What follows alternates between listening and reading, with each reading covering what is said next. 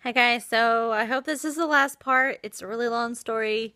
I just kind of wanted to explain everything just because I don't really care what people think, honestly, but I want you guys to kind of know the background and kind of know that I would never do anything to hurt any of my friends, that I truly loved Kathy with all of my heart, but the circumstances and the way everything happened. So anyway, so in January they broke up. They got into a huge fight. Blah blah blah. So then Brandon and I decided to just talk, and we did share our feelings. We shared our heart. I told him that I liked him, that I was always attracted to him, but I didn't ever entertain the thought because I was committed to Jonathan. I knew he was with Kathy. I wanted Kathy to be happy, and so there you go. So for the whole month of January and February, Kathy went absolutely crazy. She did everything she could to destroy my reputation and Brandon's reputation. She would write really horrible, nasty things on my Facebook wall about me. She would contact my boss, my pastor, everybody that she could get her hands on, tell them that I was a whore. Just horrible, horrible things. So I blocked her in every way possible, but she would always find a way to contact me. She would, call me or text me from a random number. If I changed numbers, she would still somehow be able to reach me. Same thing with Brandon. She would send Brandon like 100 messages a day, and she would call him hundreds of times a day, and he would change his phone number. She would find it. She would show up at his door at 2 in the morning drunk, and she even one time showed up at his door, and she was drunk, and she told him she was going to kill herself. So she went out to the train tracks and parked her car on the train tracks, and Brandon told his mom, so she called the police. They came out there, they put her in the pavilion. Anyway, so yeah, crazy, crazy. So she just kind of went all crazy. She threatened to kill me. She threatened to do things to me. She threatened to do things to Brandon. She told Brandon's mom, I'd rather Brandon be dead than to share him with someone else. That kind of stuff. So, anyway, so then for a while, she was quiet, and and again, we didn't date like for 8 months. We did not date. We just talked. I still considered myself single. I was being very careful.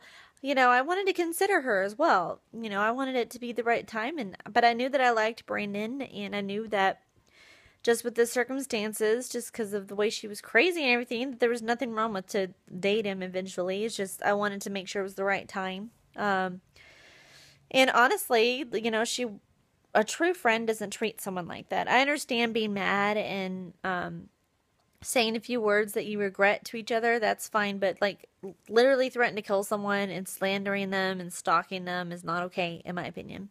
So anyway, so then she started coming around again, and this time she was really nice to me, and she's like, I just love you and Brandon being together, and I want to help you with your relationship, and I'm going to teach you how to cook his favorite meals, and I'm going to show you like that he loves it when you rub his back. And it was just kind of creepy. And she's like, I love you, Elise, and I will always love you, and I want you to be happy, and I'm so glad y'all are together. But then next thing I know, she would go behind my back and stab me in the back with something else. So recently she started coming to my church, and she's just like giving him gifts, writing him love letters, and he's just like, Kathy, leave the hell, like, leave me alone. I don't want you anymore. I don't love you. Just move on. Move on. But yet she continues to come to our church. She'll sit right in front of us.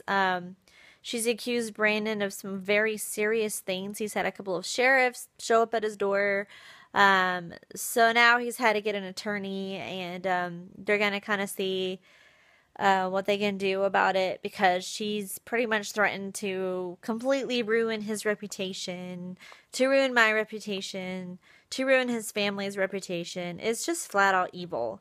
And I'm like, really? Like, why can't you just let someone move on and be happy? I mean, I understand being hurt.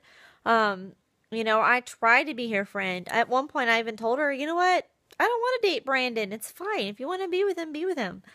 But, she wouldn't give up. So, and I am happy with Brandon. Brandon is the most amazing guy I've ever been with. And honestly, I haven't seen one thing that I have been concerned about, one thing that I've been worried about. He's just such a great guy.